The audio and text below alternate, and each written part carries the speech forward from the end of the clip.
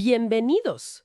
Hoy nos vamos a meter de lleno en uno de esos misterios que, bueno, nunca pasan de moda, ¿no? La tumba de Tutankamón, descubierta en 1922 por Howard Carter.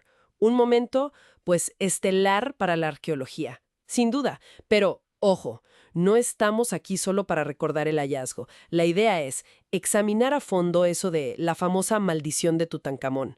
Pero no como una leyenda más, ¿sabes? Sino como un fenómeno complejo. A ver, ¿fue real? ¿Una venganza del faraón? ¿O quizá una mezcla de ciencia muy temprana, mucha sugestión colectiva y, claro, el nacimiento del periodismo amarillista? Tenemos fuentes que analizan justo eso, el contexto científico, el psicológico, el mediático de la época. Ok, vamos a desentrañar esto. Sí, y creo que es clave entender el ambiente de ese momento. Principios del siglo XX. Había una verdadera egiptomanía en Europa, en América. Estaba de moda.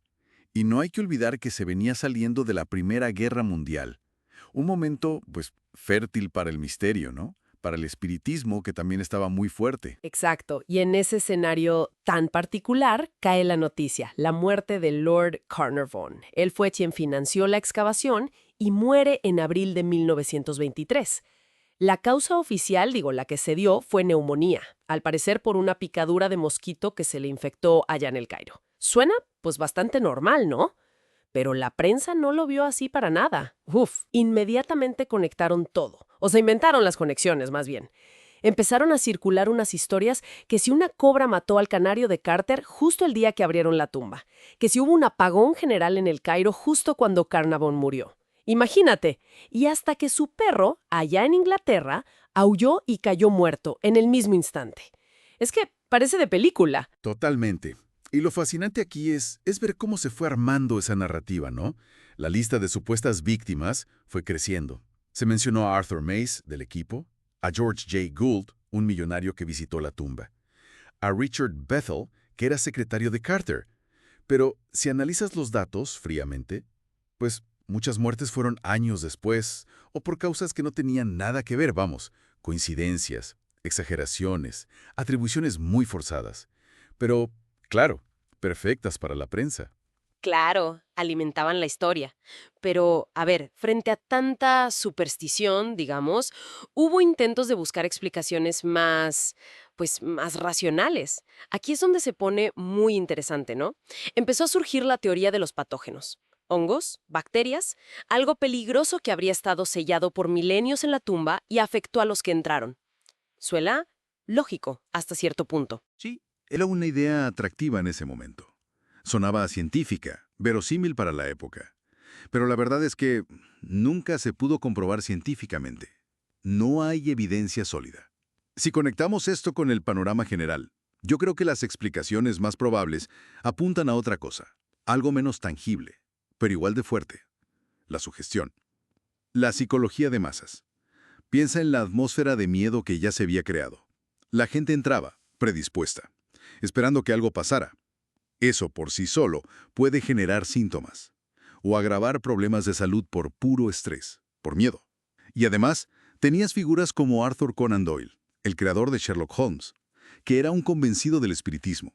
Él dijo públicamente que creía que Carnarvon murió por elementales, como espíritus protectores de la tumba. Refleja perfecto ese ambiente cultural, ¿ves? Tiene todo el sentido que el miedo jugara un papel importante. Pero, ¿y Howard Carter? El descubridor principal vivió hasta los 64 años. Murió en 1939, o sea, casi 17 años después de abrir la tumba. Su caso como que contradice de lleno la idea de una maldición así fulminante, ¿no? Exactamente. Carter es la gran excepción que desmonta la versión más simple de la maldición. Aunque, bueno, hay que decirlo, toda la publicidad que generó la leyenda, pues, le vino muy bien a su fama. Y al interés por el descubrimiento, claro. Él siempre mantuvo una postura un poquito ambigua, ¿sabes? Ni negaba ni confirmaba del todo. Pero lo que sí es innegable, y aquí creo que está la clave, es el papel central, crucial, del periodismo sensacionalista de los años 20. Es que vieron un filón de oro y lo explotaron, sin miramientos, adornando, exagerando, a veces inventando de plano. Quizás la maldición de Tutankamón fue, en cierto modo, una de las primeras grandes fake news virales de la historia moderna. Marcó un antes y un después. Entonces, ¿qué significa todo esto? Resumiendo un poco, que la famosa maldición parece ser menos un castigo faraónico y más un producto de su tiempo, ¿no? Una mezcla de ciencia todavía incipiente, supersticiones muy arraigadas, la fuerza de la sugestión colectiva y sobre todo el poder brutal de los nuevos medios de comunicación. Totalmente de acuerdo. Y por eso sigue siendo tan relevante hoy. Es un caso de estudio fascinante. Nos enseña cómo se crean las narrativas, cómo perduran, el impacto mediático y esa tensión que siempre existe entre buscar la explicación racional y, bueno, dejarnos seducir por lo misterioso, por lo inexplicable. Esto plantea una pregunta importante sobre cómo discernimos la información hoy, ¿no? En esta era digital con tanta cosa circulando. Sí, totalmente. Y para cerrar, una reflexión quizá un poco provocadora. Este caso nos recuerda lo delgada que puede ser esa línea entre la historia, los hechos documentados, y la leyenda que prende en la imaginación colectiva.